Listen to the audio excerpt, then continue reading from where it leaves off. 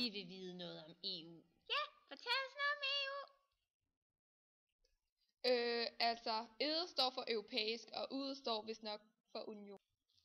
Ej, nu skal I høre her. Det hele startede med, at der var krig. Hvor sejt! Nej, ikke spor sejt. En hel masse mennesker mistede faktisk livet under 2. verdenskrig. Nå, men det var EU, vi kom fra. Da krigen sluttede, skulle man på en eller anden måde få de stridende lande til at enes igen. Frankrig og Vesttyskland begyndte at samarbejde i kul- og stålindustrien. For på netop den måde ville man forebygge en ny krig, da de vigtigste ressourcer under krigen var netop kul og stål.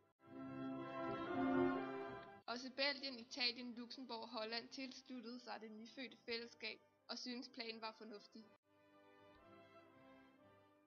Planen gik faktisk så godt, at landene besluttede sig for at oprette et økonomisk fællesskab, der skulle gøre det nemmere for landene at handle med hinanden. Senere blev andre lande også tiltrukket af fællesskabet, og Storbritannien, Irland og Danmark tilsluttede sig. Siden kom der en hel masse lande til. EU rummer i dag hele 27 lande. Ej, hvor sejt! Ja, det har du nemlig ret i. Ved fælles viljestyrke gravede landene sig op af det store hul, de under krigen havde skabt.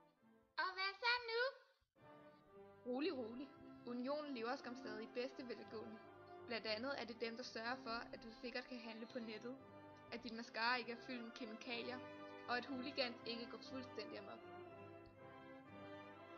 De sikrer fred, stabilitet og velstand. Hvad er en velstand for noget? Velstand betyder, at man står vel. Altså, at man har nok penge at gøre godt med.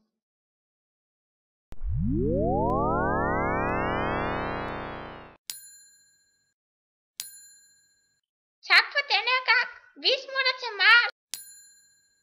Okay, hej.